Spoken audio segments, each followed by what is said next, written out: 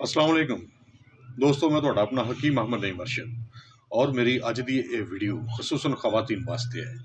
उन्होंने खवातीन वास्ते जिन्हों के हथों के पैरों दी उंगलों इस जमा देने वाली तो कड़ाके की सर्दी में सुज जांदियां ने ते खारिश करने की वजह नाल इंतहाई लाल हो जांदियां ने।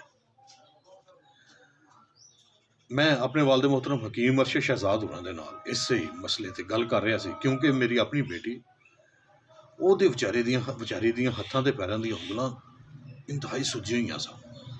ਖਾਰਿਸ਼ ਬਹੁਤ ਜ਼ਿਆਦਾ ਹੁੰਦੀ ਸੀ, ਵਿਚਾਰੀ ਦੀਆਂ ਰਾਤਾਂ ਦੀਆਂ ਨੀਂਦਰਾਂ ਉੱਡੀਆਂ ਹੋਈਆਂ ਸਨ।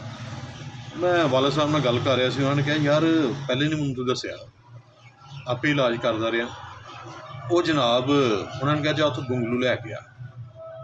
ਉਹਨਾਂ ਨੇ ਮੇਰੇ ਕੋਲ 2 ਗੁੰਗਲੂ ਮੰਗਵਾਏ ਔਰ ਮੇਰੇ ਕੋਲ ਉਹਨਾਂ ਗੁੰਗਲੂਆਂ ਨੂੰ ਕੱਦੂਕਸ਼ ਕਰਵਾਇਆ, ਯਾਨੀ ਉਹਨਾਂ ਦਾ ਮੂਲੀ ਗੰਡਾ ਬਣਵਾਇਆ। ਕੱਦੂਕਸ਼ ਕਰਵਾਉਣ ਤੋਂ ਬਾਅਦ उन्होंने कहा कि इन्हों पानी के पा के पतीले पा के तो इन्हों चंगी तरह गड़का उबाला दवा। तकरीबन 2 गुंगलुआ 2 किलो पानी पाया, उन्होंने चंगी तरह गड़काया। उस तो बाद जो हम उबाला आ गया, उन्होंने नीचे उतारिया।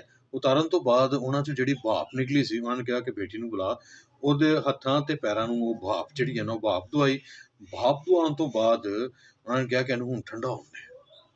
ਜਦੋਂ ਇੰਨਾ ਠੰਡਾ ਹੋ ਗਿਆ ਕਿ ਉਹ ਹੱਥ ਬਰਦਾਸ਼ਤ ਕਰ ਸਕਦੇ, ਮਤਲਬ ਕਿ ਕੋਸਾ ਨੀਮ ਗਰਮ ਹੋ ਰਹਿ ਗਿਆ, ਫਿਰ ਉਹਦੇ ਵਿੱਚ ਉਹਦੇ ਹੱਥਾਂ ਦੇ ਪੈਰਾਂ ਦੀਆਂ ਉਂਗਲੀਆਂ ਨੂੰ ਕੁਝ ਦੇਰ ਲਈ 5-10 ਮਿੰਟ ਲਈ ਡੁਬੋ ਕੇ ਰੱਖਿਆ।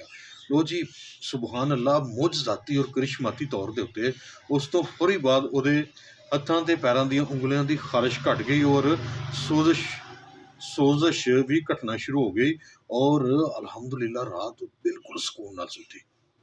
एक गल होर मैं दसा कि इनू चंगी तरह जो अमल चो गुजर जाना है ना, फिर उस तो बाद कपड़े दे नाल अच्छी तरह खुश्क करके, खुश्क करन तो बाद देसी तेल या कोई भी घर मरम पई है, कोई देसी मरम है या वेटनोवेट है या कोई भी है, उन्होंने ला लेना। या वैसलीन अगर घर पई है वो बेहतर है। वैसलीन जी है ना वो हथां दे पैरां दी उंगलियां नूं हल्की हल्की ला लेनी है तो जराबां पा लेनी और सेक जरूर देना। इंशाअल्लाह अज़ीज़ तुहाडी इस मुसीबत तो जान छुट जाएगी।